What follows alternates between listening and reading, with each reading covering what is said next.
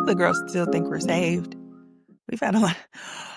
We have a super fan. I don't know if I should say it I on here. know. I love I her. know, I love yeah. her so much. Yeah, and she's from She's from Britain. the UK, yes. Girl, I don't know if she's from Britain, but yeah. I mean, well, She she lives in the UK, I yeah, believe. Yeah, she got an uh-huh. accent. Virgo. I was on Mhm. her story this morning, and she was posting, like, some scholars, and some books. She had posted Jesus and this Disinherited by, um, J Howard Thurman. I was like, "I Wow. got that book." Wow. And I was like, "We found our people." No, that's so cool to think about. That makes me happy. So But I was thinking about this before. This is literally how people make friends now. Like, especially with people who are content creators who like are branching off into their own thing. Like they find their niche and they find their people in that niche and absolutely, they in become that crowd. friends. And it's like, what? And they flying out to see each other, like all that Mhm. kind of stuff. Yep. Uh, You cultivate the community that you wanna be in. Yeah, yeah. like, virtually. Kim Foster, she used to do, like, meet and greet. She still kinda does partially. Mhm. Um, she did I think last Christmas, she did one. She did, like, a sweaters and blah, blah, blah party, whatever, Oh, that's and cute. you pay, like, $50, but it was open bar, you get dressed up, it was Mhm. cute, and they'd be intimate, and she'll only have, like, space for 50 people or 20 people or something. Okay. What am I navigating? Yes. We got a dog the other day. This weekend. I'm sorry, I don't even know how. Keep She going. laughed because I texted her about this already. Like, I am stressed. Like, we got Why a you didn't dog. call me? I should have called Raven first. Like, see, the thing is, I realized I'm very codependent on people. So I'm trying to work on not asking for advice, not asking for opinions, et cetera, et cetera. Um, so I was like, "Oh, we got a dog." I ain't asked nobody's opinion. We just Desmond's like, "You wanna" we flirt with the idea of a dog all the time, and, somebody at his work was like, "We got a Frenchie for sale." We've kinda always said we might want a Frenchie. I don't know if I researched Frenchies and their stubbornness, and I did see some TikToks that was like, if your friend has a emotionally support animal and it's, a Frenchie, they're stressed. Got it, okay. Um And Desmond was like, I missed something because you said you had dogs." I've lived with dogs. My mother's had a dog, my sister's had a dog. I didn't have dogs. So if there was ever poop, pee, or anything like that, that's their problem. That ain't got nothing to do with me. I let them in, I let them out. I don't train, I don't do nothing. Um, Desmond and little baby went out of town this weekend, a day after we got the dog. So it's just me and the dog. The second day I woke up to poop in the cage. The I went out for a second. I came back to poop and pee in the cage. So I have cleaned up poop and pee. Actually, just cleaned up some more pee in before we got on this thing on the pod. Um, your girl is stressed. I put my stomach in knots. Like I'm struggling, and I am. I just saw a TikTok that said you don't overcome your fears by you don't get out of this you don't yeah, you don't overcome fears without getting uncomfortable. I used to be scared of dogs. I don't like poop, I don't like pee, I don't like germs, I don't like none of that. And the dog is just making me reckon with all of that. And it is like an extreme case of exposure therapy. I cried last night because I was like, I don't know if I can do this again in the morning. Then I had to give myself a pep talk. It's like, okay, Morgan, it's just poop, it's just pee. We'll clean it up if it happens again. Still couldn't sleep.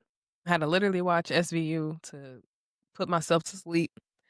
Then woke up at 1, then woke up at 3, and I'm just like, "Oh my god." And I took her out at 4 because they said they took her out about 4:30 because I guess that's when they went to work. Then she put her in a crate, she wanna cry.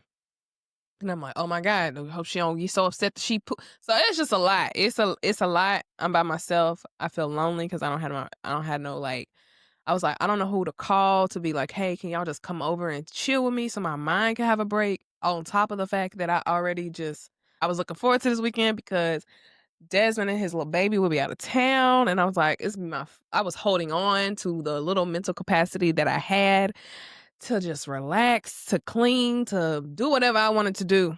And now I'm taking care of a dog. And I haven't done anything really that I wanted to do except for unpack my bag, I mean my books and set some bookshelves up. Um that's what I'm navigating. I'm navigating a new dog right now and I don't get how people opt into having dogs. I don't understand it. I have a lot of thoughts about that, but I don't understand it at all. So that's what I'm navigating. I can't say that I do either, if I'm being honest, especially after having had and we did grow up with dogs. We grew up with 2 dogs, like, throughout the bulk of my childhood, we had dogs. But I think because we had so many of us that, like, it was shared responsibility, so I didn't feel the full weight of it as much. And what I did experience what I did experience beyond just the pooping and the responsibility parts was the love and the nurturing stuff, which was great. I can't lie, like, cuddling with your dog is top tier feeling for sure. A dog that you love and stuff like that. Especially when the house ain't that great or whatever. Like, for me, I think I remember it beautifully, and so I had those same sorts of thoughts until I, like, went to friends' house and hung out with people with dogs for, like, multiple days or dog sat. Love the dog down, like, love the dogs. But baby, wake up. The one I always just use is you pick up poop every single day with your bare hands from an animal. To me, that was just like, that's it. Count me out. That's all I needed. Count me out. Walking, I can't take a simple walk without having to pick up poop on that walk. That count me out. Um, if Imma have to tap into levels of that much of selflessness, it would have to be for something I gave birth to. Just have Yep. to be. And that was my thought. So, but also side note, so sorry that it's been hard. I was gonna ask you, is she a baby? She's 11 months. Oh, Um, 'cause she's young. Yeah, that makes sense. That yeah, makes sense. Yeah. and So she I has to feel be bad crate trained. Yeah. yeah, and I'm doing that right now Alright. because I think she was only they were her second owners, and she was only with them a month, and the girl got rid of her because her boyfriend wasn't really around to help because he was at work. She's about to have a baby in 2 weeks. I'm like, "Why would y'all get a Yeah. dog Yeah. right now?" Yeah. Now we got the dog. Yeah. So, a little irritated about that. Yeah. But And yeah. Mhm. she Go was a ahead. breeding dog, so I think or she was going to be a breeding dog. So they was only gonna I think I don't know how breeding works, but she was like I think she was in the cage the majority of the time, and then when she came home, she got freedom, and I think that allowed her to like, "Oh, I don't have to be in a cage. I don't wanna be in a cage." Um, so now I'm like, "Girl, you not finna be roaming my house pooping and peeing everywhere." So, Right. you potty Exactly. trained, and I Yeah. fully trust no. Yeah, she You has have to to be go to potty your trained if she's gonna do it. Yeah. Yeah. Yeah, it's just tough, especially when they're that little. That's the other trade-off. They're just when they're too little like that, you can't do much. And also, I am a firm believer, which you guys are in this position, which is good. Dogs are for families. I don't know why, like, dogs are for families. And so I think again, you got a like a growing baby, so like that it makes more sense. I get where you are, but it does make sense. But like d they're playful, they wanna play like, when people get mad that dogs are, like, rambunctious and stuff, yeah, it's an animal, so I don't think we should be mad at the dogs more than get to know yourself before you just make that choice, I think I think it's just word to the wise, so that's why I was like, "Yeah, it shoulda" 'cause I think people always have to come to I did it for, like, a week, and I paid all this money, and I ended up selling it for $100. I said, "And take it, please, you can" I bought shampoo, I bought all the things. Girl, I won't even say how much I spent it on it versus I said 100 I ended up saying 175 and then she was like, "All I got is 100." I said, "Sold." What? Do you want all the things too? 'Cause bye. Like, No, deal you. I gave her a duffel bag full of stuff. I said, "No." how old was the dog and what kinda dog was it? Maybe 1, maybe 1. Uh-huh. She was little, but it was the n I took her to La Pizza Parlor, just well, I was with my friends because we were outside. The pizza parlor was, like, one of those small ones off the road real quick, that you on your walk, you can grab a piece, and she peed all over the pizza place. And I no, and you're right, I did almost cry actually, because when you said that, I'm like, "Oh," but then I thought about it, I think I cried too, because I was just like, "It's just too much." It's just I had her for a week and I sold her for $100. Girl, the I know shampoo was 60. I'm just kidding. So I will say I text Raven, and when I say I don't know why people opt into this, I know that a lot of Black women have pets, and Ooh, I'm treading lightly when I say this, but I'm just like, I get why people they have pets, they want companionship, et cetera, et cetera. Um, like Raven said, I can't imagine the anxiety and stuff I'm feeling right now is what I feel for Nyla, because that ain't my baby. yeah. Like, there's no connection to that Mhm. thing Just yet, there. Mhm. and I don't know her cues. She don't say, "I gotta go outside," nothing. I gotta teach her every single thing, and I wasn't trying to potty train nothing in for another couple months, and that would Mhm. be little baby running around that I birthed. Yep. Like, Yep. so I say I get the companionship part, but if I had to choose between having a dog, having a baby, or nothing, if I couldn't have a baby and the choice was a dog and a baby, I mean, a dog and nothing, I would go nothing. Yeah. Yeah. I Same. just I would just have friends. Same. Same. I Yeah. don't. No. Yeah.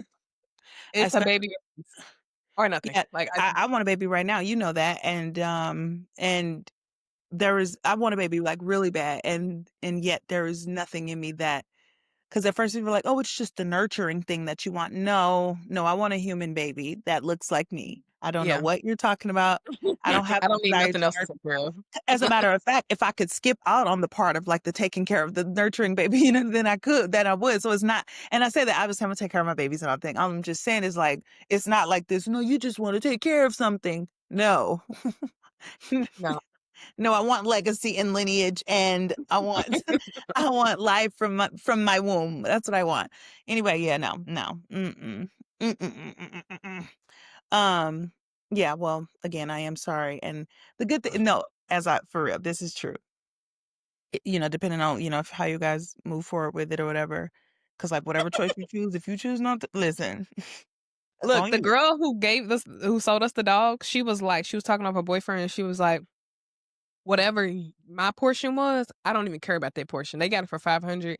They were like, "I don't care." She was like, "I don't care about my 200. Like, we'll get your 300 back." He was like, "I do not want." She's like, "I don't care about losing the money." I said, "I feel you." I you heard my story. I didn't give a cur. Didn't give a cur.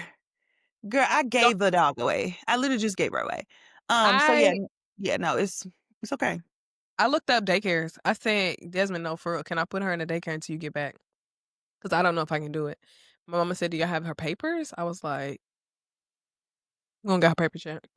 Yeah, yeah, you gotta get shots and stuff. Yeah, yeah.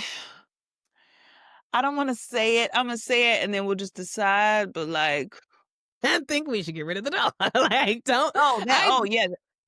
I don't Go know if ahead. I have I don't, Which is like why I didn't say it yeah. That's what I'm saying. Whatever you choose to do, don't feel bad. What I'm about to say is like, don't feel bad. I say that if you choose to mm-mm, keep it, then mm-mm, I won't feel sadly, I was already holding on to like, when I say I was looking forward to this weekend, like, because I knew, like, I needed to rest, to breathe, to recoup my life, to, like I needed to just have a moment, and I was holding on to the little bitty strength of mental health I had, like, until this weekend, and the dog, I feel like, is, like, snatched it. pushing me off the edge, and I'm like Mhm. I like it's, like, literally just, like, "Is she pooping? Is she pooping? Is she pee" I don't have time for that. That's too much. It's too much. Yeah. If you Me and keep her, Desmond you have a you could potentially fall in love with her. You could, and if not, don't feel bad if you don't. That was all I was gonna say. Yeah, mhm, mhm. yeah. Hey, WOTA fans, if y'all up if y'all want a dog. For virtually free. No. Frenchie, she's cute, she's brown, her name is Ooh, Blue. Frenchies are so cute. Though I ain't gonna hold you. They so cute. God bless their existence, but they are so cute. They are cute. I mean, she and the little baby be running around, and they literally the same size, Mm, and look good. Nyla Nyla was, scared of her the first night, and I was like, "That's your baby. We don't get the Lord has not given us a spirit of fear. Like, this your house, this your dog." And the next day, she was trying to hug her. because she be hugging her babies, and I was like, "That's your baby." Like, Oh, so I do baby. think when they get back that she's gonna they both gonna keep each other entertained, Mhm. I and I'm agree. just gonna have to continue to look after 2 toddlers, so. That's basically it. I'm glad you wrote it I mean, said it that way because that is kind of it. Like, you just watch 2 little babies. Okay, enough about me. What are you navigating? Because we can talk about this at length. Ooh, girl. The black Scottish conversation on TikTok. Okay. Have you seen it? I've seen clips, Oh my not god, much, like, but I am obsessed with it. I hate that they trying to make it seem like we're just so uncultured that we didn't know that black Scots existed because, like, obviously we did. Slave ships went everywhere in the West. However, it is just cool. You do be like forgetting. You do be forgetting a little bit. Like, oh yeah, that's right. It's some Scottish people that look like me. And that I think happened. It just it's cute. And then some of this, can't lie. I hate being a deep girl, but some of this is our obsession with Western things, Western accents and things that make it more appealing, if you will, or more exciting to the appeal is drawn from some of that too. We can't lie about yeah. it. But either way, whatever. If we didn't get deep, it's cute. It's fun. And like what I do love about it too is they swaggy. Mhm, They swaggy. Like which black it just shows you just how much sometimes when you want to get like real tribal about black American culture and black American swag, which it is its own unique thing, let's be clear. right. But ooh, this might be a little controversial, but what can't be denied is a great majority of it comes from the magic and essence that is African culture that we Mhm, just mix with other things to create these eclectic styles and ways of being. And I say that because like I said, the Black Scots are so swaggy and they dress good and they got a little rhythm and a little, they vibe, like their vibes. Like I started delving deep into it, if you can't imagine, after this going viral on TikTok. But that's the one. The controversial part of what I was about to say is Black American culture, I think, is just its own unique form of swagginess because of the mixture of obviously African essence, mostly African essence, and then mhm, also a little bit of like American exceptionalism. As much as it's problematic, it did do a great deal to mix together and create this like mm, mm, this just mixture of dopeness. Again, right. problematic things that were able to give birth and give way to a beautiful thing. But anyway, that's a whole other thing. I was really excited about watching the Black Scottish conversation um play out on TikTok. And it just I love when we come together and we be like I love when the diaspora peoples, which is why when last week when I had my little take about Tyler, I was saying like, oh, it make me sad because I love when the blacks from all over the planet just be like, "Hey, hey, hey." It just be the family reunion that our souls need and that I feel so bad that our ancestors didn't get, at least not in full, because of all the things, like, just being separated from each other generationally and ancestrally, and so these moments feels like the hug, the virtual hug that we all need, so at least it felt like that for me. Yeah, I'm not really navigating it more than I am just, like, that was one of the things that hit my thoughts this week in more positive ways, and it was exciting for my soul. yeah. I didn't know that Black Scots existed. There we go. Yeah, yeah. I didn't know, and I think, for all the same reasons, though. It's like, you Mhm, forget that there are Black people in other countries, mhm. just, but, it made me think when you were talking, it made me think about, like, when we were in Panama, I was like, "Oh, they look like me." They do not talk like me. Not even a Like, little bit, they not are even a little speaking bit. fluent Spanish. So just, like, Mhm. seeing your people in different fonts, Mm. yeah. And different fonts is wild because that's so true.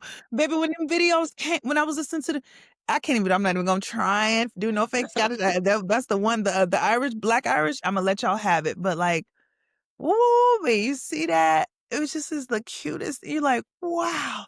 And not only that, I'm not kidding. Go watch some if you haven't watched them, guys, Mhm, because they fine. They look good as like like I'm talking about fine things, male and like women and mhm. men. I was like, oh my god, it was just a good, it was a good, good thing to see. And then they open their mouth. I was like, "Where they at, though? Where they at? Sign me up. Sign me up." Yeah. Yeah. Oh, I got so many thoughts, but that ain't what the episode about, and I don't wanna belabor it. So, yeah. Was it giving black with less trauma?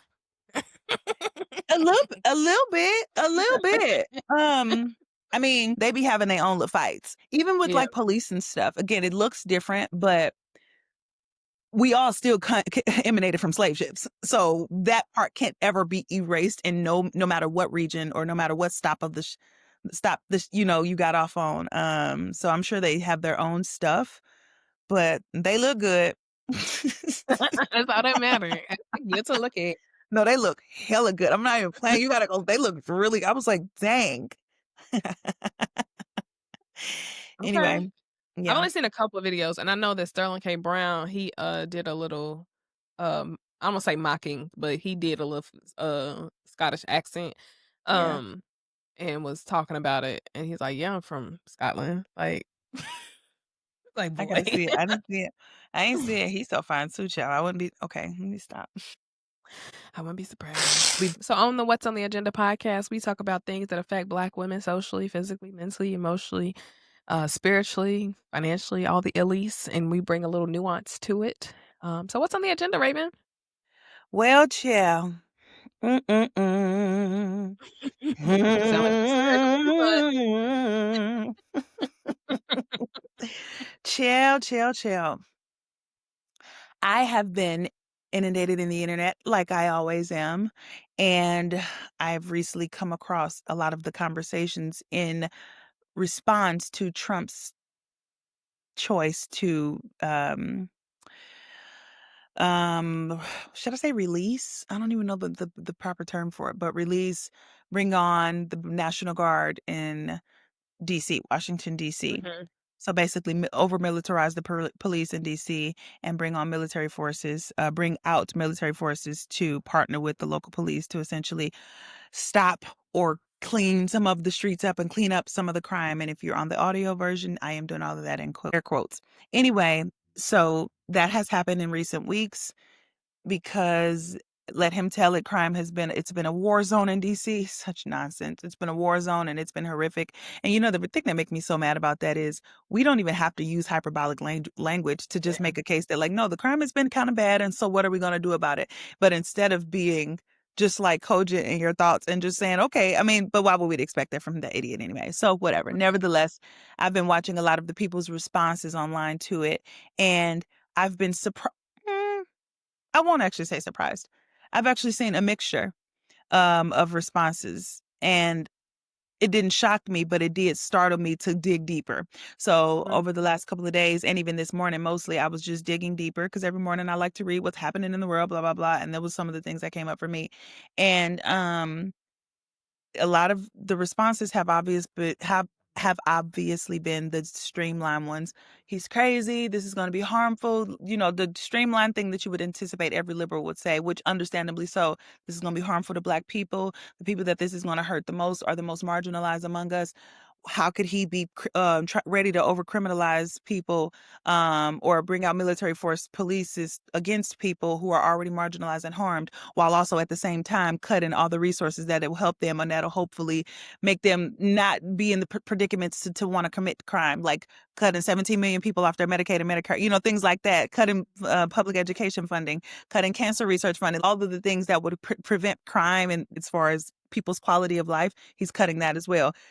Cutting Roe v. Wade, the fact that we don't have anyway, it's just so many things. So those are the arguments that I've heard on one side, the majority side, to be fair. But then there's been like this quiet but ever burgeoning 30% that I've been seeing of people's responses that have been like,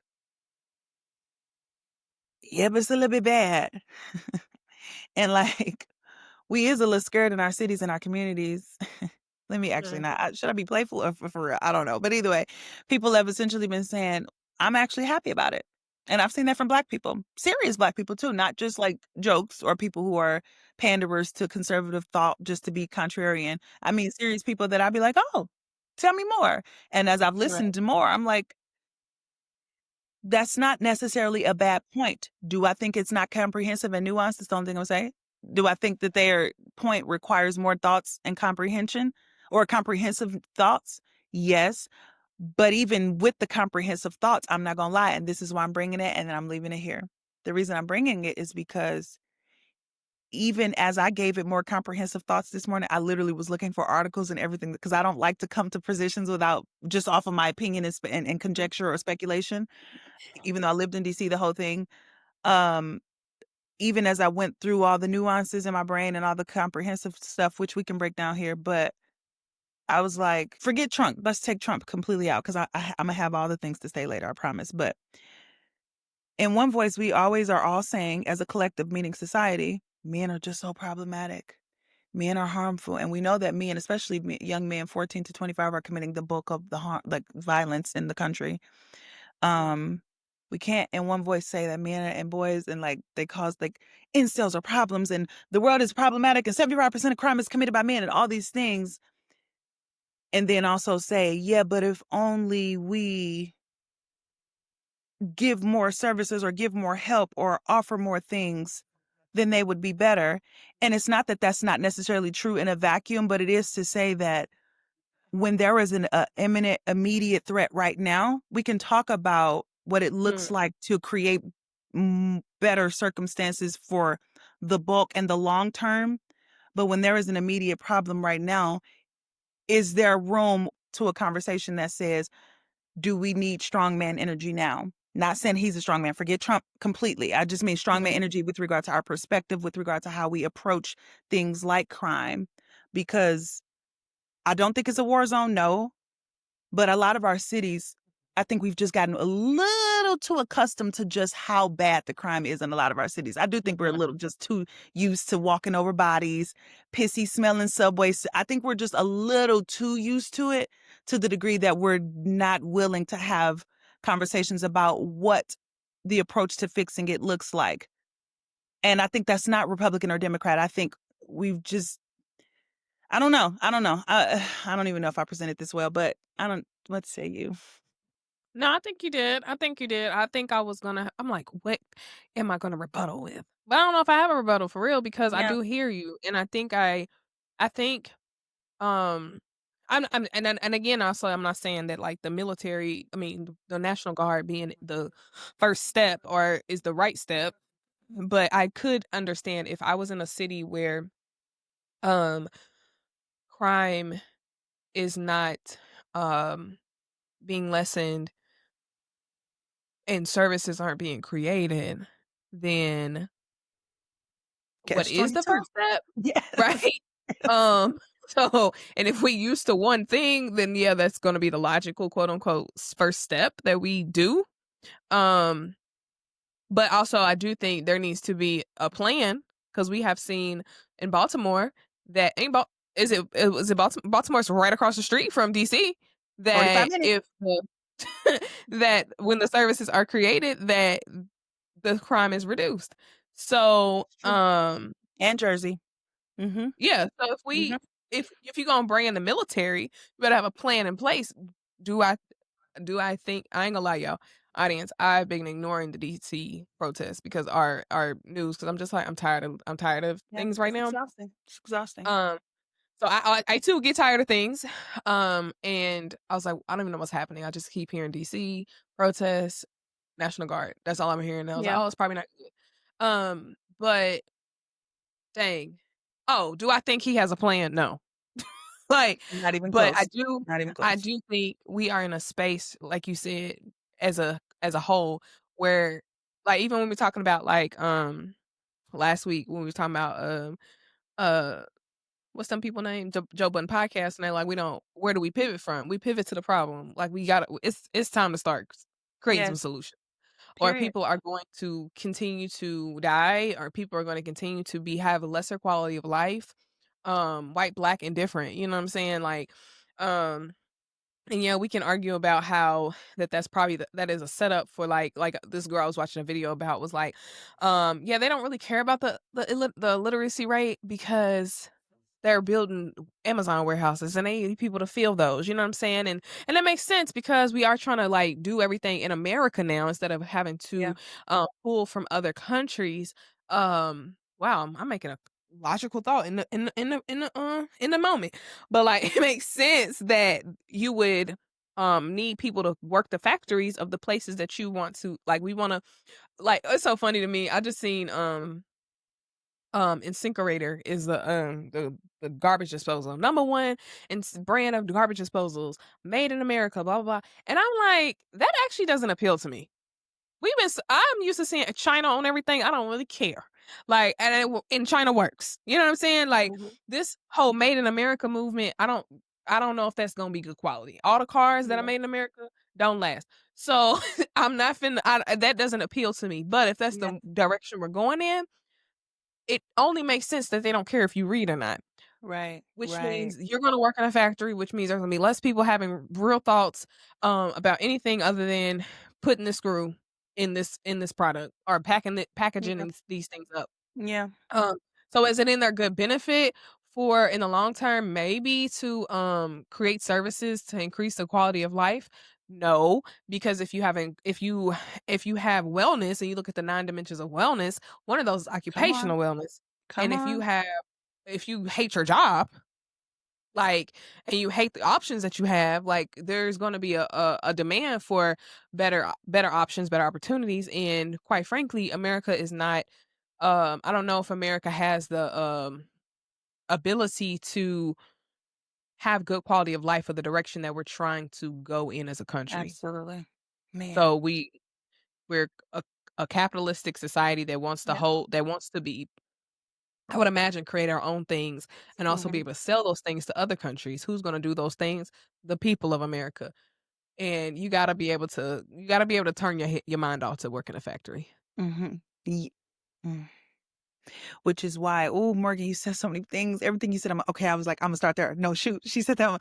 It's so good. You said so many rich things, but let's go from the ending because you're so right. Which is why I'm not listening to those people that say, because I've heard this, and on its face, it sounds like it makes sense, but I'm gonna tell you why I don't. I've heard their Mhm. arguments of, oh, they don't have any money, but meanwhile, we're in a well, right now, technically, we're not. We're in a job deficit. But for a long time, especially during COVID and post COVID, we were in a, what's it called? An employee drought. Essentially, more jobs than there were people to fill them, but they were low wage jobs and, the Right, jobs that don't improve your quality of life. And so, right, you have to be mindless or have to be not care or have to essentially be willing to sign up for poverty to work a lot of these jobs that people say, well, they don't have jobs, or they're struggling and they need resources. But meanwhile, it's a million Burger Kings hiring. Yeah, but if Burger King is paying me $7 an hour and the cost of living is six, I have to make at least 100,000 to live a decent life. Then stop playing with me. Stop, right. stop. I'm not trying to hear that. I'm not trying to hear that.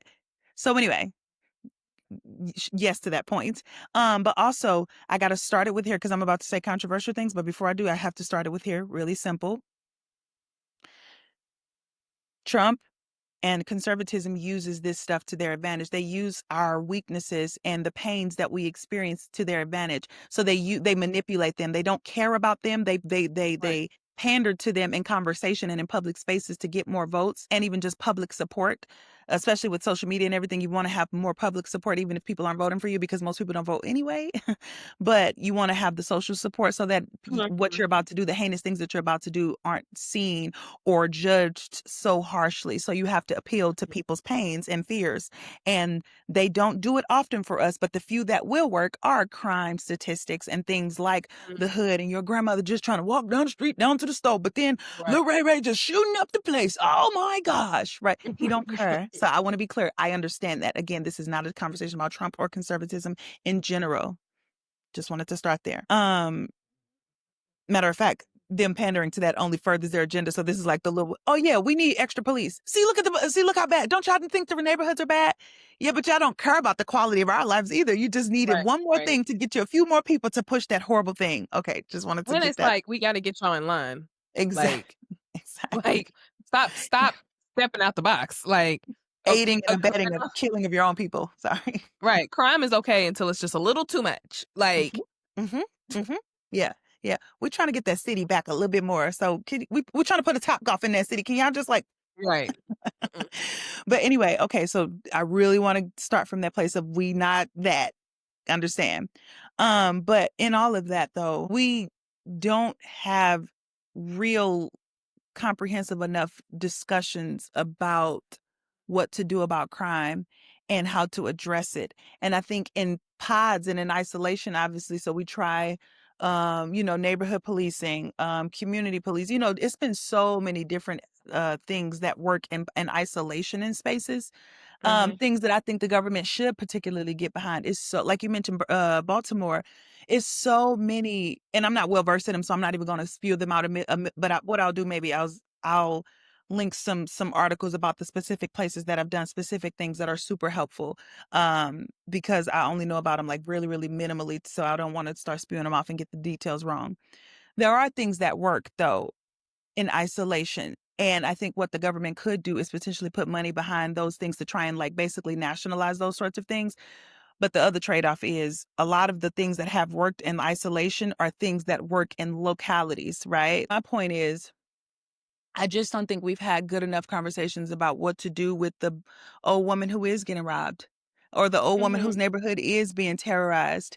I was telling Morgan before we got on here how when I first moved to DC, 4 days into me moving there, I went to T-Mobile and it got robbed at gunpoint. I've never seen a gunpoint robbery in my life until I moved there.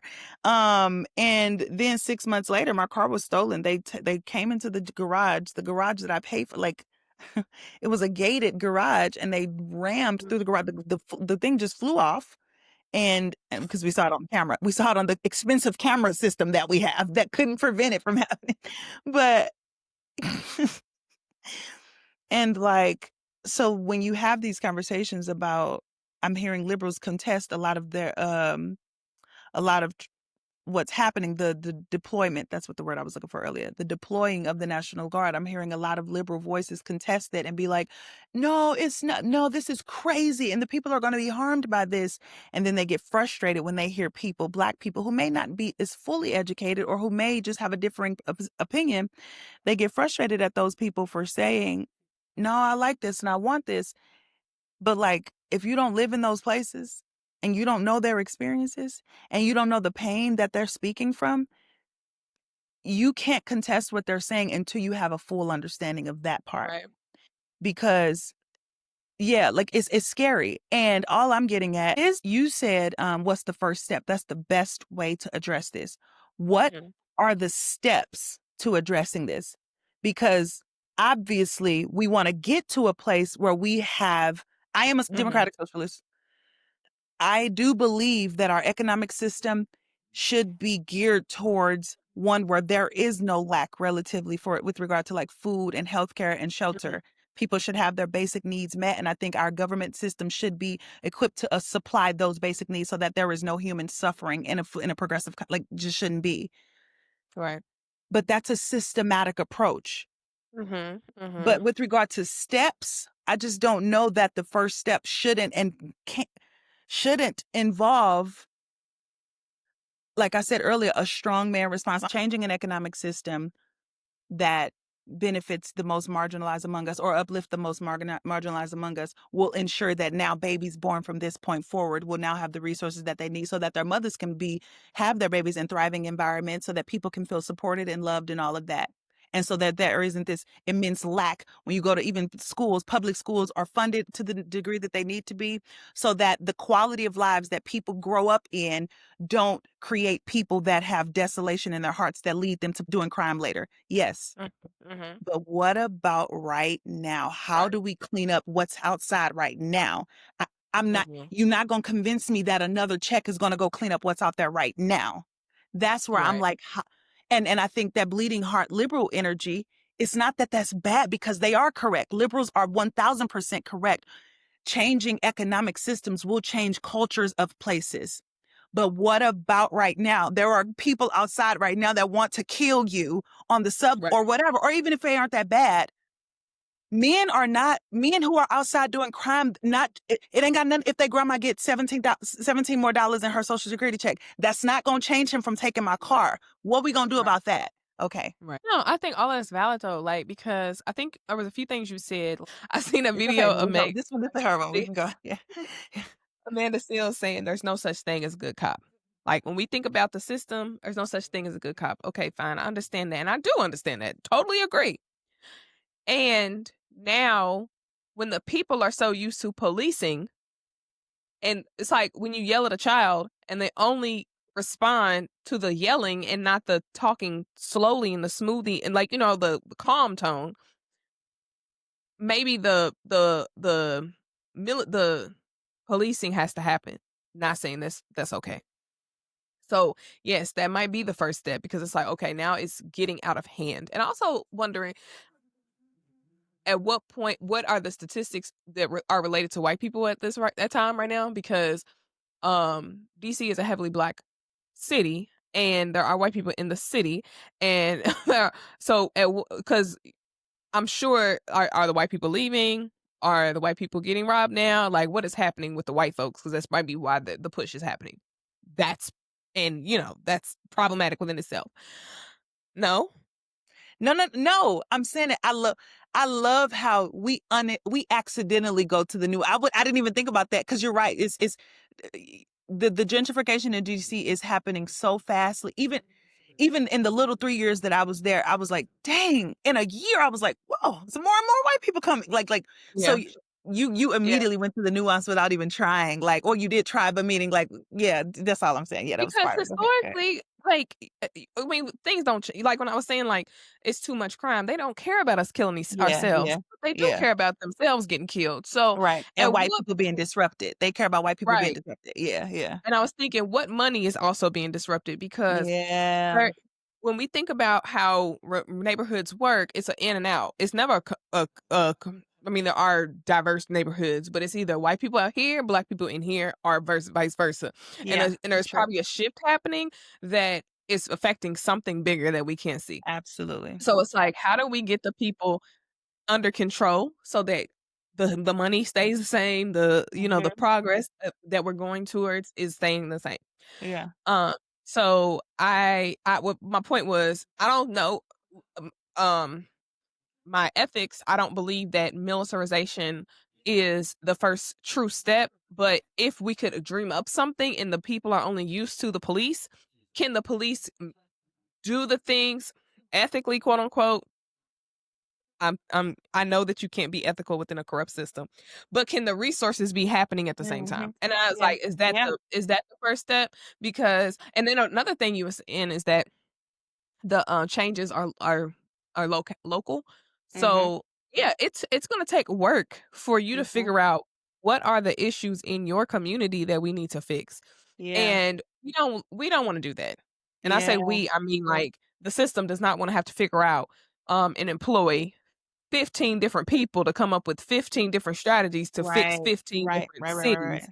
when I can Yeah. just easily send the military in there and say, get in line. Yeah. Meanwhile, one city is like, our issue is homelessness because of this particular thing, and our issue is homelessness because of this particular thing.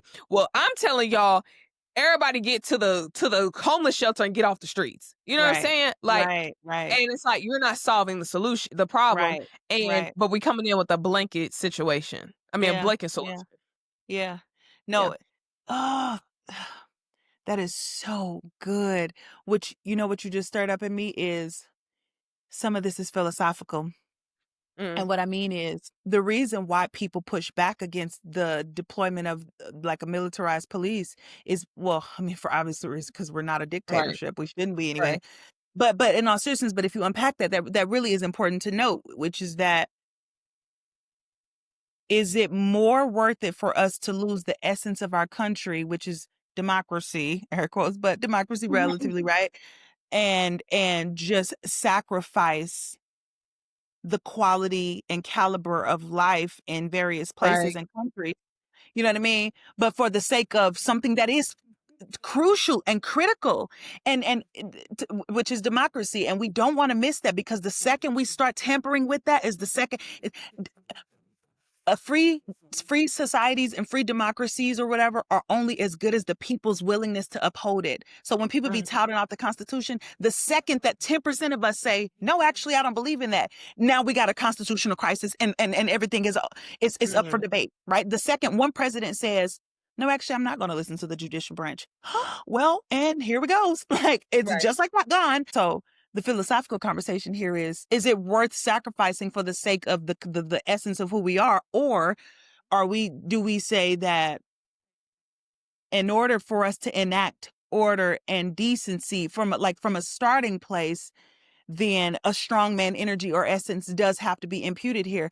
I'm still on the side of the prior one that I mentioned, only just because that strongman energy just never ends well. Right. And the psychopaths typically, which is what we're seeing. And also, that's another note to that. When you mentioned, what's the agenda here, or like, is it some white people are being disrupted, or like, what is this? To me, I think really, and this may be too loose, but I'll go ahead and say it. I think this is all a part of Trump's personal plan to enact his regime, if you will. And I really mean that. I think some of this is an egotistical thing. What like everything that he's been doing has been the playbook of what dictators do as they begin to Right. crumble infrastructures of countries that were once free societies, right? And so I Mhm. think this is just one notch in his long-term plan to Mhm. essentially become a dictator of his own version, because obviously it'll look Right. different, but ultimately the playbook is often the same historically, just with different variations or whatever. So I think some of that is what this is. I could be oblivious to other parts of like the economy in DC and stuff. I'm sure people more versed that it could probably say more, but that's what I think a large part of this is, Mhm. especially the fact that this came right on the heels of him talking about the stuff that he was going to do in the museums, talking about he going to take out the conversations around slavery and talking about we Right. need to talk more positively about our country and the beautiful things that our country has done.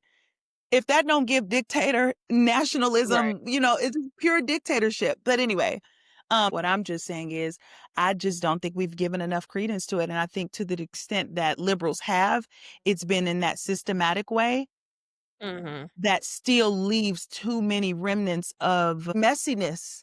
And Mhm. and I'm not saying we can stop every carjacking, of course. I'm not saying we can stop every whatever. I'm not saying that. But should we be having to get deodorant out of locked cabinets in our stores in our city? Man, No. man, No. And like it man. makes me so angry when we can't have honest conversations about that. And it's But yeah, to go your ahead. point about being philosophical and you were saying something about like our say again what you were saying about like our country's values, I think you were saying? Yeah, democracy, just basically how democracy is only as good as our willingness to like everybody's willingness to uphold it and, you Mhm. know, yeah, like You said abide by something. it. And the second 10% of us say no, we gonna be Yeah. fighting, and who's to say if how long our democracy will last? Yeah. You said something before that that made me think like who we are is what is happening. Like our society is like we are survival of the fittest. So we would have to oh you were saying like socialism and Mhm. a shift in our like values I heard values. Yeah, Um no, that you're right, that is values, yeah, mhm. but, like, you would we would have to because I'm thinking about this documentary I, watched about, like, other countries who have paid all the things. They government pays all these stuff. They're more relaxed, they're more chill, they Mhm. have longer lunch breaks, all the stuff that's, like, that we looking at wellness. But our country is not that. Like, our country is Yeah, survival that's of the good, fittest. Morgan. You do what we Yes. say do as fast as we say do it, and if you don't, you get left behind.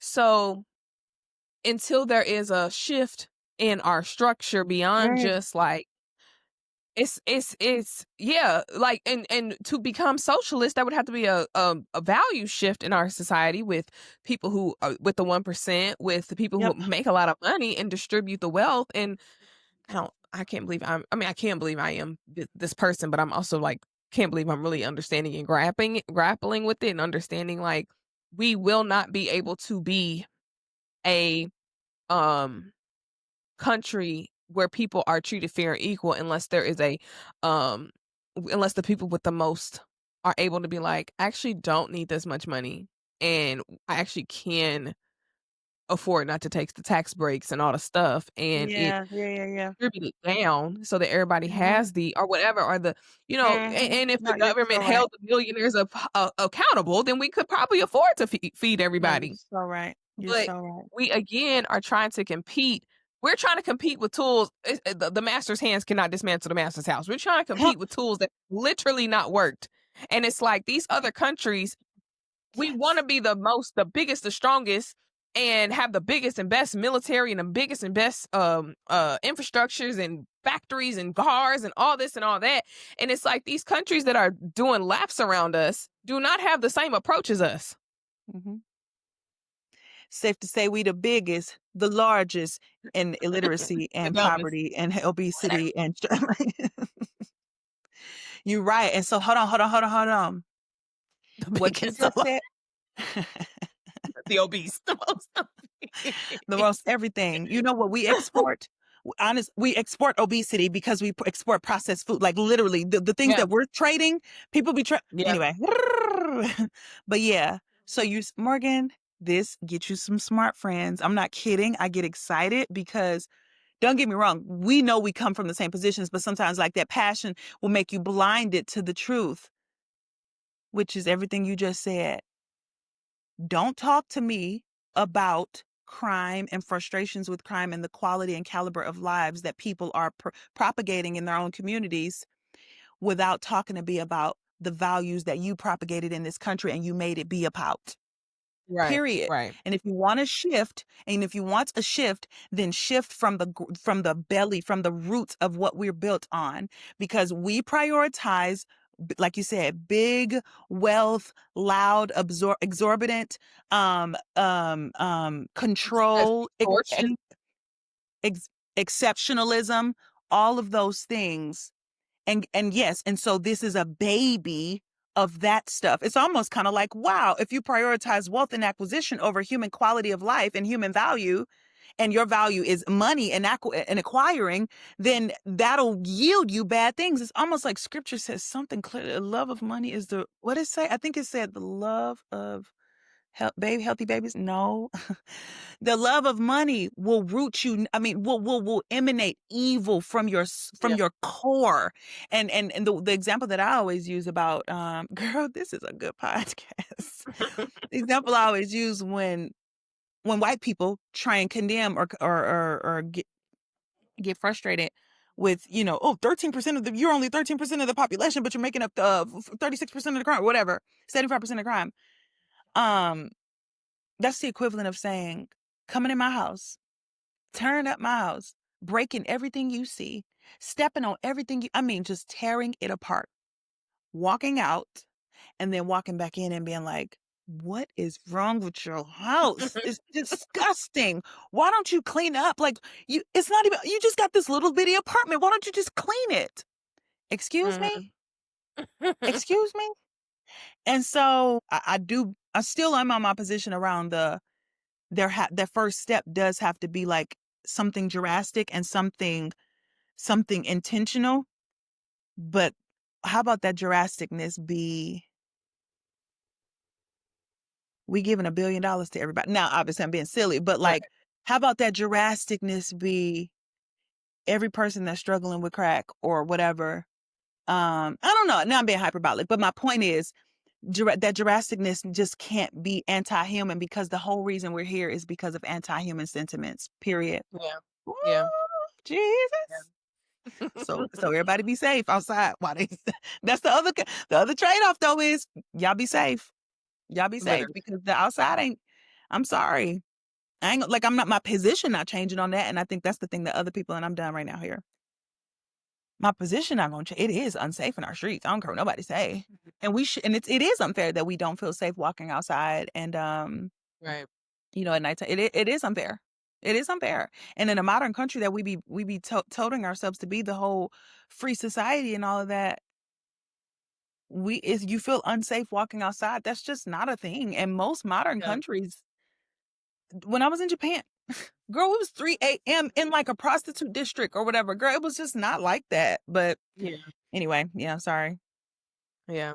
Yeah, I think the conclusion is like it's our country is going to continue to be what our country is until there's a shift in Yeah, our morals and values. And yeah. be like you said, we're birthed out of slavery. Like we're going to continue to extort people.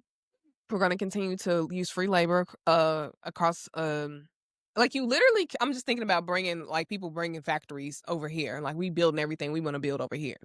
we want to build everything that's in this country and we don't want to use other people's countries, right? I think that's why we have the Yeah, yeah, tariff yeah. issue. Mhm, mhm. Um, but you can't not pay us. You know what I'm saying? You can't say we value people with money and then not pay us. So then it's like, well, that's a catch 22. If you don't want to continue to extort other people outside of the country, like we've gotten so spoiled, there is no extortion happening. So does that make sense? No, that Like, makes perfect sense, yeah. but my point is that like we just are we're going to continue to it's just going to continue to be around and round and round until there is a shift in our Values. yeah. You was right. No, you What said it happened? perfectly. Yeah. It's our value system. And I think Yeah. and but just really quick, one more thing there, because I don't want this to also be like some high level, this is the right answer. We are right. But I don't want it to be like this high level thing. Because when people are hear all this, yeah, but what that got to do with Lil J on the block who's 15, who's tearing up the stuff? Again, nobody know that more than me. Nobody knows that and get more angry at that than me. I am going Mhm. through right now. I told Morgan this. I'm going through right now a litigation with Kia because the Kia boys swiped me good.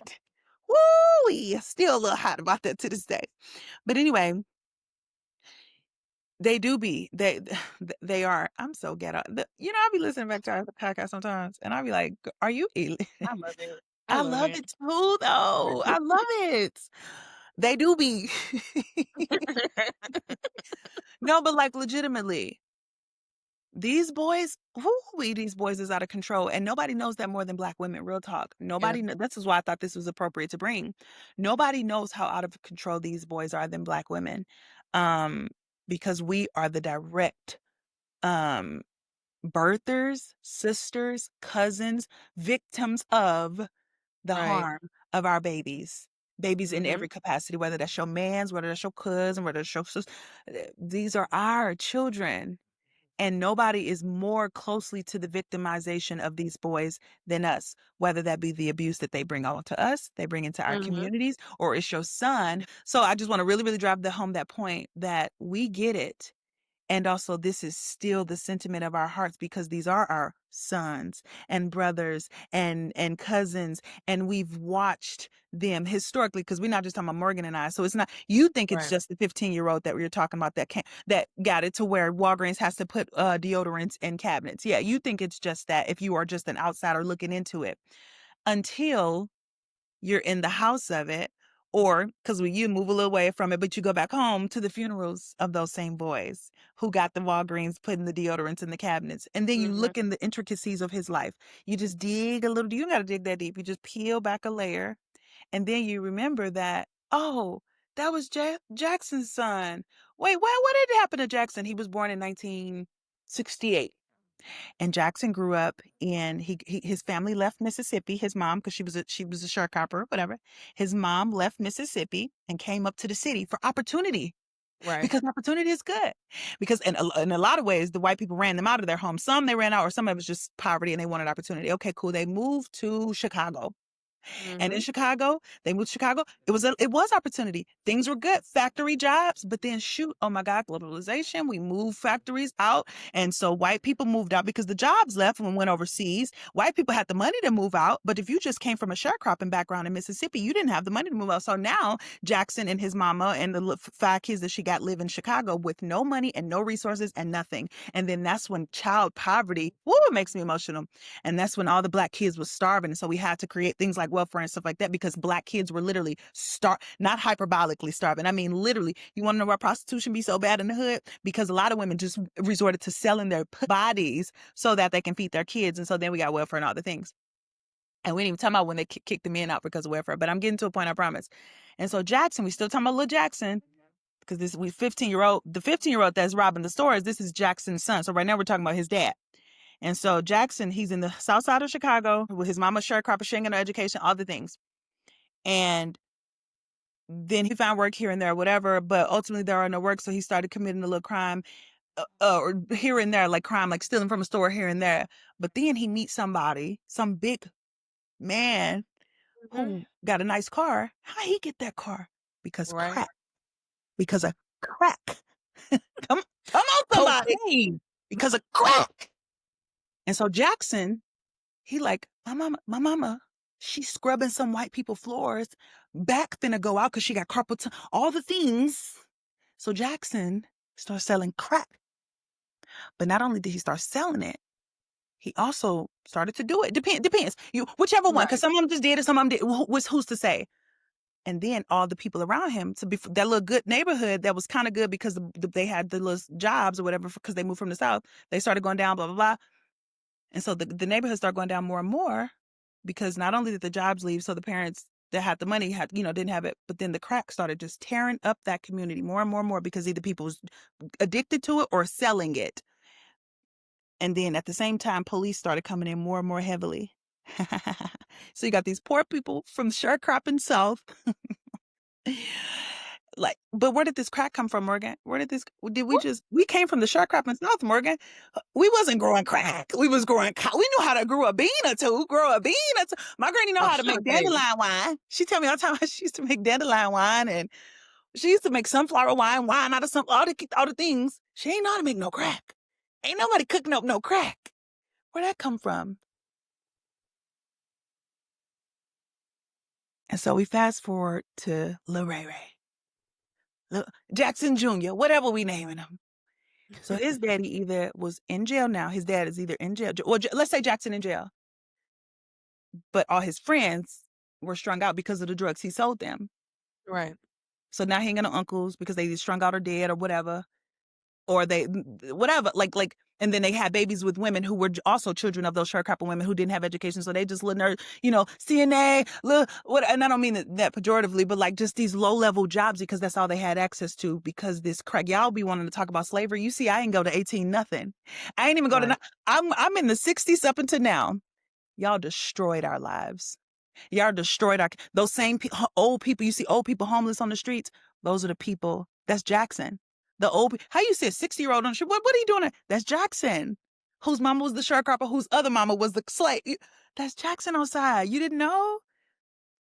Miss me. Miss me. I'm so glad you did that whole history lesson because it's Yeah. history and, like, that's how we ended up in these places, like, and you cannot fault me for where I am right now with all of that history behind, like, he's not just robbing a store because of X, Y, and Z. He's also and then it's like, I mean, what the only thing you didn't hear, the only thing you didn't say that I would have said was like, Jackson was, I'm trying to get my mom out the hood because that's every little boy, black little boy and black little girl at this point trying to get their mama out the hood because we have this mentality that that America has sold us that none of us have to live in the hood, and Yep. that's not true because the way America is set up, somebody has to be at the bottom. Somebody gonna have to. Yeah.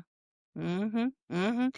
And the other thing, the part that I'm glad you added that, and the part that I don't wanna forget, sometimes little black boys are doing bad things and crime-related things that have nothing to do with it does have something to do with poverty, but meaning like, because 'cause I've heard people say, "Well, stealing a car is not gonna get you money, and stealing a car isn't because he's hungry or gonna get his mom out the hood." But no, no, no, but I got you, but I got you, but I got you, I got you, I got you. I'm just saying, why ain't it?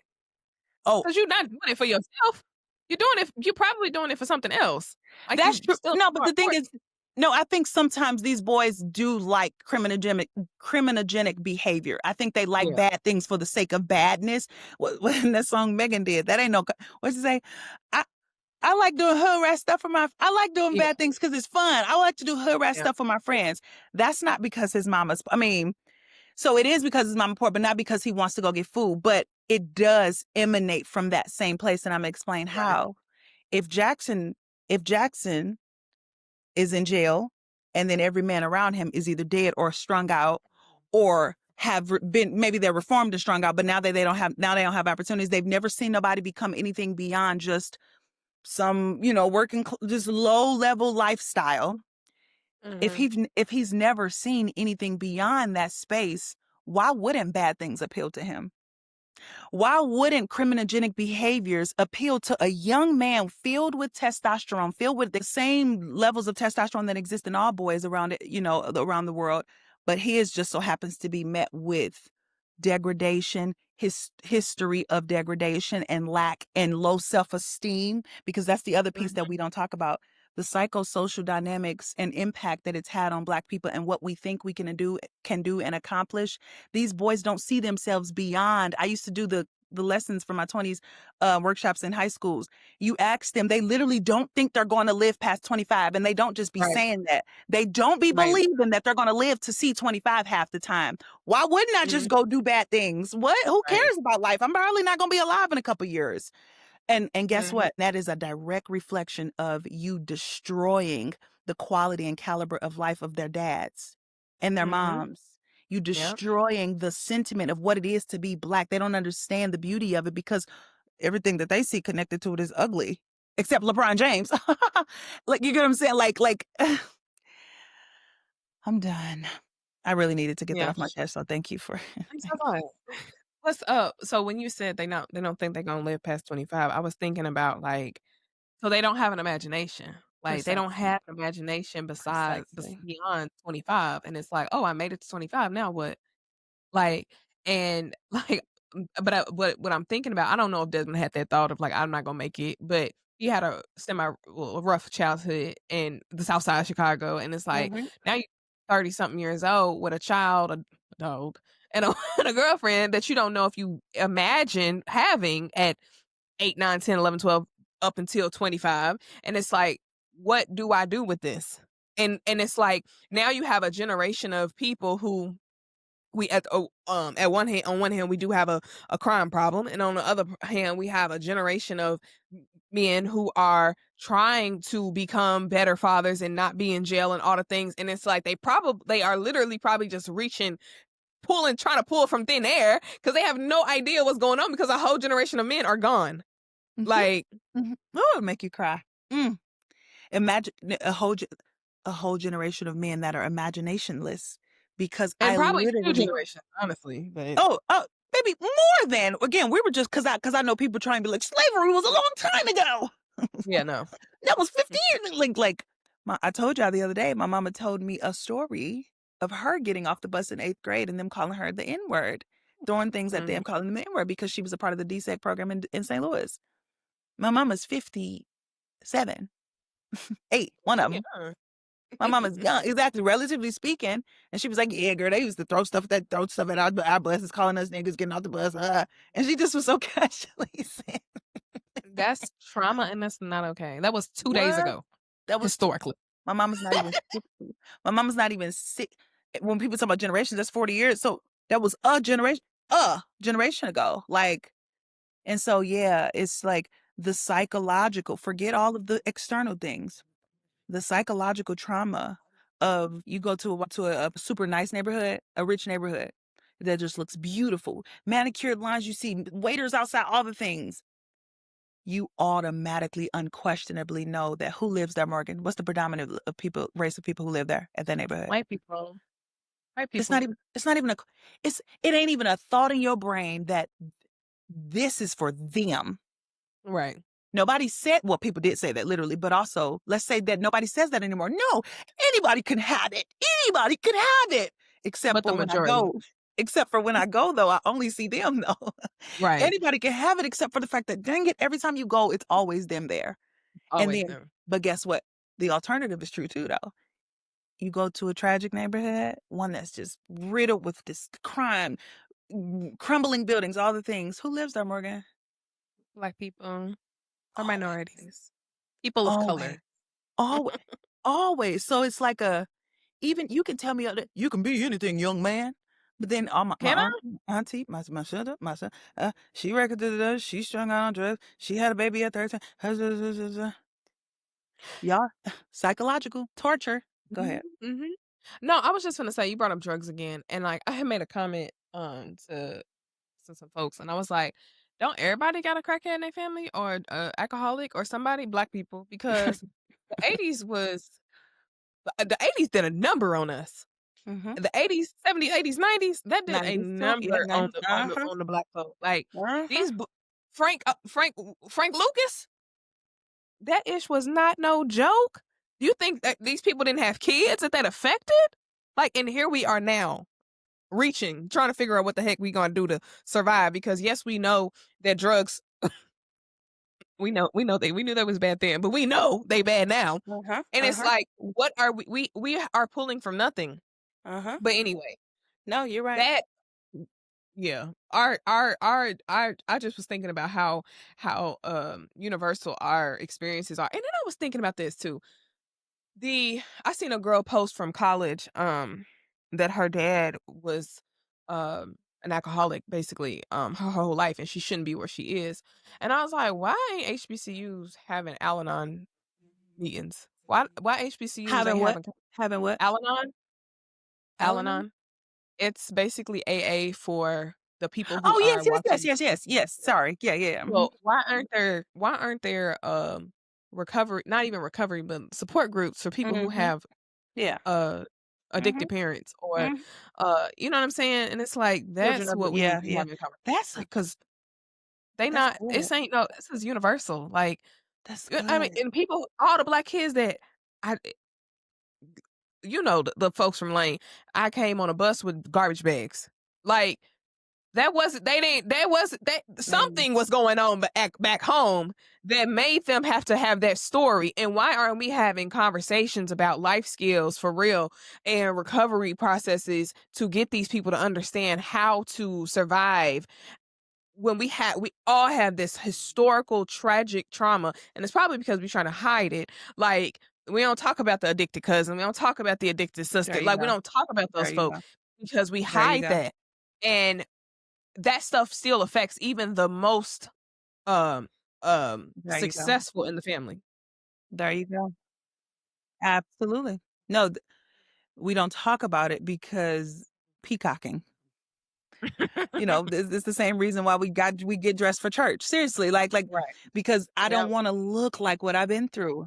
I don't Yeah. want to I don't want to look I'm so tired of this. I want to disassociate from this, especially when this is where you come from, but then directly across well, it's not across the street, directly across the pond, you see the Mhm. Wahites living it up, even though they be faking in their own ways too, but For real. living it up and going skiing and mountain biking and like all the things. And you talk to white people, you be like, dang, can I get a glimmer of respite from all of this? And so Mhm. the second we can get away from it, like you said, into institutions, into Jack and Jill's and all the things, which is Mhm. I've been saying they look Mhm. controversial too.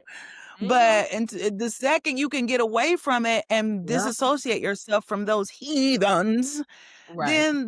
then you be ready. And you know what? Guess what? Because this is a podcast, especially about Black women. I let the Black girls do how, be what they want to do, be how, and do. So I don't got no heat or no smoke. But what we are going to always do is exactly what we just did here and be like, I don't have heat and smoke for you, but it would be really helpful if we did have an Al-Anon for, so that Black kids could come into college places and spaces with a few more resources and be focused on something that helps them to recover and heal Right. and process through the remnants of the crack era that their parents are direct descendants of. The only reason our parents didn't go to college is because of the crack. Well, I mean, for all the other things too, but men want to talk about DEI. I love Kim Foster. Shout out to her. She talked about how her mom said her mom is like some super high level engineer, right? But she was always good in like science and math or whatever. And she talked about how when her mom told her that when she was in high school, she was like, she wanted to be a TV repair woman Hmm. because yeah, and it was just like again, not a blue collar mechanical kind of a job. It's not a bad Mhm. thing, but it was just because when she thought of like what can I do in science, she knew that people repair TV and so whatever. Like it was just Mhm. like she had no idea that an engineer even existed. That's what Kim said Yeah. about her mom until affirmative action came into play and something happened. And I think somebody like one of the prestigious schools came to her school and were like, because of affirmative action, we have to start this program. And so here, sign up, young woman, essentially, and told Mhm. her about like the gamut of options that she could have had as a person who loves science and all of the things. Mhm. And she became an engineer because affirmative action introduced her to something beyond the little the Right. basic 4 walls that she grew up in. And so when people talk about that, it's as if to say that one generation of was gonna rectify this problem of Mhm. multiple centuries of literal oppression to people's Right. quality, caliber, and very thinking about themselves. You made me believe that I literally couldn't even read, write, and be as good as you, let alone succeed in any Yeah. So Right. anyway, I gotta go to this bridal shower, so Imma just calm myself. Okay. Imma say this last thing. Oh, please, please, please, no, don't rush We yourself, approach though. the 20th, um, anniversary of our tragedy of, Katrina.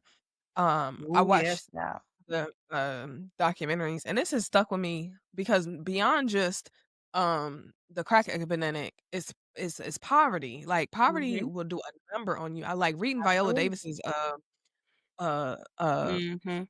Autobiography. Noir. Mhm. Poverty will just be like it will wreck your brain, your nervous system, like, I don't know what I'm gonna eat, I don't know like, I don't know, like, you Maslow's hierarchy of needs, you need to know that you at Yeah. least gonna have some food, a safe place to Safety. root your head, Yeah. etcetera, without no rats and all this stuff, right? And I say rats because that's literally Viola Davis's story, Yeah. right? Yeah. So just look at we can look at, Katrina as a case study, right, of how poverty do not give you access, right? And I was just thinking about one of the, General Honore, who was the only black person fighting for these folk, only person in leadership fighting for these folk, wasn't even supposed to be down there, wasn't even his job. But FEMA did so bad at their job that they called him in and said, "Can you do this?" And he was like, "Them people wasn't down there stealing for no reason. They was hungry." He said, "You go down there," and they was just at the convention center and at the I think he specifically said the convention center, but he might have said the convention center or this and the Superdome. He said them people was just waiting. And he said, I know what poor people waiting looks like. Them people was just poor people Mhm. waiting. And you just think Mhm. about they just waiting on the money, they waiting on the resources, they waiting on the wigs, they waiting on the government cheese, they waiting because they Just don't have a waiting. choice but to wait. And just Mhm. thinking about the mental toll that poverty does to people. And it's like somebody eventually gets mad enough, says, I'm not about to wait no more. Yeah. Uh I'm gonna say F the police. Trying to think about what Public Enemy was saying too, but they gonna say, forget it. I'm gonna go steal. I'm gonna get the money. I'm gonna go get the food so that my people can eat. And so also thinking about, yeah, like the Kia boys stealing, and it's like, yes, there are some Kia boys that are trying to just be Kia boys for Wreak Kia boys' havoc. sake. Yeah. Yeah, Mhm. but also like the little boys are seeing their people in Yes. poverty, and it's Yes. like, I'm gonna be a dope boy so that Yes. my people are not in poverty no more. Yeah. When you think Mhm. about and then so our new listener, we was having dialogue about the conversation about the people on Joe Budden basically saying that the only thing that they gonna risk their stance for their livelihood for is their family. And she was like, it's probably because they were the ones who were getting the money and now their family does depend on them like for monetary things, right? Yeah, And yeah, it's yeah. like they I hate to even say this. Like these mics are now the dope boys. You know what I'm saying? Like I done figured out a way to make a dollar, and no, I'm not going to risk it because my family is now eating. Yeah. Yeah. Yeah.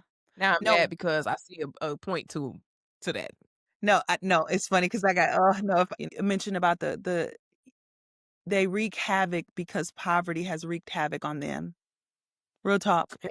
Poverty has wreaked havoc on every facet of their lives, and Mm-hmm. so even the extent to which, and this is where I'm okay with saying this part. Again, this is the part that I know liberals will be mad at me, or those who have progressive thoughts like me, to be fair. People get mad at this, but I think we can look directly in the face of the cultural degradation that exists within us and still say it's a direct reflection or that's a direct result of the harm that's been done to us. Because do I believe that we love cultural denigration? I do. I mean, a denigration, like that's what my second book was about. And sometimes I'll be feeling embarrassed about some of the things that I've mentioned, but I know that I'm not wrong. I just think I probably should have placed more emphasis on the fact that even that is a remnant of the harm that's been done to us. But we do love denigration a bit too much for me.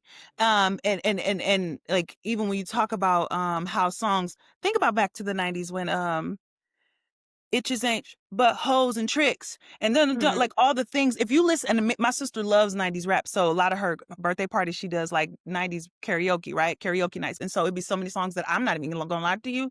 Like, what's his name? It was so many songs that I was like, man, they was saying this at clubs. Like, oh my God, like rape that hoe. Like I'm talking craziness. Really bad things in songs that people played in their cars, in their homes with women and people Right. around. Okay. That's cultural denigration. And it's okay to say that. Like, we be so scared to say that. We can't in one breath say that the things that were done to us were so heinous and put us in such dire straits, and then say the things that we then produce, not all of it, but some of the things that we then produce were all perfect and virtuous. No, the things that were done to us were so harmful that it did create heinous, horrificness, negativity and darkness in our thoughts and in our ways of being in a lot of ways. I'm not blaming us for that, but it is necessary to highlight so that our women can live more fruitful and so all of us can live more fruitful and thriving lives, but particularly so that the people that are most harmed by the denigration that it did create in us can be freed and Yeah. free to live freely without the thumb of oppression from the greater larger white society, and also the stuff that it created within our own like localities and societies within ourselves or in our community. Does that make sense? Yeah, I had a thought, but yes, it makes sense. Here we are, and I just feel like, oh, I think what the concept that I was probably leaning more towards is like eugenics. Is that eventually is it eugenics that where our DNA starts to change when Mhm, trauma continues to happen mhm. to us? Well, Like eugenics so, is like when they that's wipe you out though as a race. oh no, so it's But yeah, not yeah, eugenics. yeah. It's Mhm, mhm. epigenetics. Epigenetics, yeah, yeah, Yeah, yeah. when your DNA starts to change as trauma happens. So when you are um it's no surprise that your character, morals, values, all that start to change when you are in only limited to a 4 block radius, and you're limited to and you're not living well, and you're not having you don't have opportunity, et cetera, like um and you in this frustration. When I say a 4 block radius or a block radius, like because the statistics of black people not being able to literally leave, or not even like it's psychologically that they can't leave the block Yes, yes, that they yes, are born into, and like literal people who are in Chicago who have never seen the lake, and the lake is in yes, the city. You know what I'm saying? yes. So it's like when Oof. you get frustrated with stuff like that, like we on Chicago's head right now, but like We can go to when you all of them. Detroit, Philly, St. Louis. We can go to all of them. We really real like can. We really can. Yeah. yeah. And it's like, but that's the psychological poverty. That's the poverty, like, of financial poverty, like that keeps you in this box. And you get frustrated because this society tells me I can move up, and no, you cannot. And that's why we should recommend Cass by Isabella Wilkerson. That Come just came. Yeah, on! yeah, I love yeah, her. I love her, guys. Do you know how much I yeah, love this woman? Yes, I yeah. love that. That's Go ahead. good. Yeah. Um. Any more last? That's literally the thought that that's the That's book. I think perfect. that No. because we live in a caste system. Mhm. I have nothing. Give your book, Yeah. girl. Give your book, girl. Yeah. Give your book, girl. This week on every week on What's on the Agenda podcast, we try to give y'all a book recommendation because clearly we are well-read black women, and we be Come fluent in on. conversation, and the book Come on. recommendations just come, and will recommend Caste by Isabella Wilkerson, who argues that we live in a caste system, that when whatever caste we do not have a class system, we have a caste system. Whatever caste Mhm. that you are born into, that is the caste that you're going to stay in. Mhm. Um and now I want to like go back and revisit it as to why she says that, but if you're familiar with caste systems, like it's Yeah. not that hard. Like Yeah. you was poor, your mama's poor, your daddy's poor. Like your kid's gonna be poor. Generational. Yeah. Yeah. It's generational. So this whole Mhm. idea of generational wealth and stuff like that is not going to change unless we literally change the systems and values. And that's why there's this I think a surgence or an resurgence of Mhm. like community, and we like even if we take it super far liberal and we take it super like the conservatives want to have these 2 kids and a dog mentality. No, we need people. Like we need community. We need more than just the 2 people. It takes so much to Mhm. take care of one child Mhm. and a dog. Mhm. Like, and Mhm. you have to have community in order to thrive. And like the more Mhm. individualistic we are as black people, we've said this on this podcast before, the more individualistic as we cannot afford to be individualistic if we're going to Yep. break generational curses, if we're going to 100%. if we're going to break generational poverty.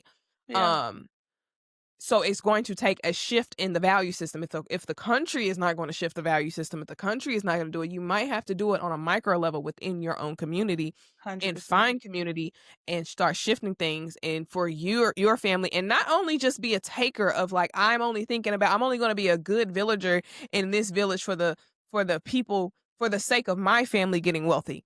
You also have to be a good villager. You have to be a good villager so that the other people also can be successful.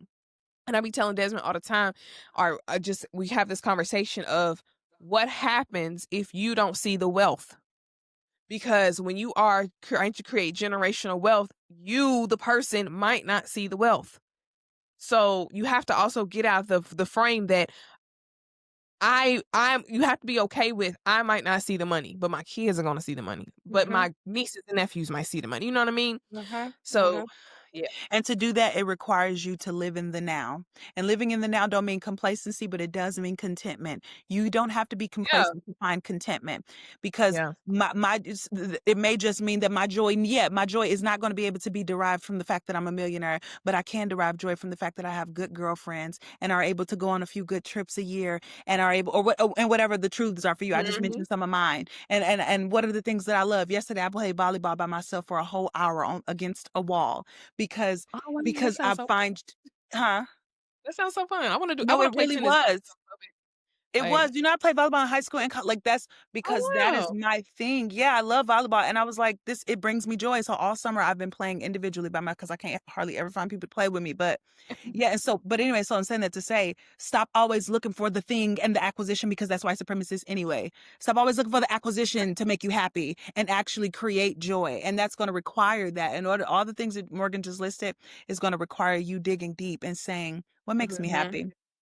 Life Yeah. ain't gonna always be Yeah. the most peachy and rosy with regard to money. And is that unfair? Yes. Is that uncomfortable? Yes. Is it something that was born from the oppression that we've gone through? Yes. And also, there are still things to be joyful about. So go find it if you're gonna make the choice to do that. Yeah, that's a whole other conversation. So anyway, Yeah. yeah, yeah. I love that. I haven't read that book, and I think I've heard of it, but I'm gonna definitely look into it too. Actually, Yeah, we have well, when you were saying that, I was like, we have to change our definition of what rich looks like and exactly, in living in the now. And exactly. richness is I get to sit at home with my family and I get to Mhm, touch grass and live mhm, well. Like my body mhm, doesn't hurt. Like mhm, and I pay my bills on time and I got a little money in case mhm, like what is your mhm. definition of richness, right? Because Absolutely. again, like that's what's gonna help you live in the now. If you're Absolutely. like Reagan was saying, if you're constantly trying to chase the six-figure salary or the high six figures, or you trying to acquire all this stuff, you're gonna miss the fact that you have a The good joys life of right now. now. The joys And of you're not gonna now. break every generational curse. That part. Jesus. That part. That part. Focus on one. No, this is great. This is wonderful. I really, really hate to rush us, but I do gotta roll. So, I know. um, why We does this already matter? talked about what's the girl saying. We have somebody who why does this matter? No, go ahead. No, no, because that's the last one. Go ahead. What the girl saying? Um, the girl we have a new a follower who is interacting, I wish with the every she's just interacting and she's just like, "Oh Mhm. my god, I love y'all." She also is a woman and she also did you see that she does eldest daughter work? Yes. I literally was like, do I need to sign I up? was like I was like, "Did Raven No, see this?" that's the biggest thing that I've seen from her, and, baby, and I be plugged in. I want her to know because 'cause I'm sure she gonna watch it. I be plugged in, sis. I be watching, like, your content because I saw you recently did something. I'm like, "Yeah, give us some more of that because I need it, sis. I Yeah, need it. I need it." yeah, So, yes, I love it. yeah. So Yeah, we so got shout some out good to her. feedback and I'm excited. Yeah, me But too. why does Me this too. matter in our heart segment? For me, it matters because so going back to the origins of this topic, Black women have been touted out by the Trump regime and a lot of his Mhm, cronies and his followers as the reason why this is legitimate what he's doing, the deployment of the military and all of that in DC mhm, and elsewhere. And so Black women have been used as kind of like the pawn to say, see why this matters or see why we're doing this, as if to say they actually care about the cries of Black women while they're also taking 17 million or snatch 17 million people off their healthcare. Black women are mhm. actively saying we need these things. They do the opposite, but then this is the one time that they want to listen to us. Girl, bye. Right. Anyway, so it matters because of that for a reason. I wanted to bring that up because I wanted to give the actual factual things that Black women feel and not just the nonsense that they're trying to spout off. And then lastly, it matters because this is a large part of our quality of life. This is a Mhm, large part of what causes us stress and fears and anxiety. Our sons are being killed by the same things that they're saying that they're trying to stop. Um, and our sons, and I say sons proverbially, right? So the sons of mhm, our people, right? Our brothers, our cousins, all of the things are the ones that are most harmed by this. And these are the men of our community. So we love them. And so when something goes awry with them, it hurts us. And also they're hurting us in a lot of ways. We could like that this is a Right. twofold conversation. We don't have to negate black men's abuse and abusive behaviors to be able to have this conversation. Matter of fact, it matters because we do talk a lot about black men and how problematic they are in a lot of ways and how harmful they are in a lot of ways. But if you're not having this conversation as well, you're not having the full conversation and I can't take you seriously. So this conversation matters because we have the other one oftentimes and you got to finish it Yeah. out, sis. And I'm saying that like to the group, right? We got to finish the conversations. It's not an excuse and it's not an absolving, but if you're Mhm. not having both of these conversations, or if you're not at a minimum versed in both of these conversations enough to make critiques and make frustration conversations, I can talk all the stuff I want about black men because I know this side. Right. So yeah, I hope that makes sense. Yeah, I think it matters to me because I was watching this video of a girl who was basically she was basically saying that her nephew was she saw the light leave his eyes when he became a YN. He had a very young he was very she said he was innocent. They had a very close relationship, and when she saw him shift, because he was having some issues with his mother that I'm sure are deeply rooted in other traumatic things that we Mm-hmm. named on this podcast. He started doing things to probably fill holes, and she's like she saw him turn into a YN. Man. And now she would try to talk sense into him and still would love on him and all the things that he did ultimately, I believe, got killed.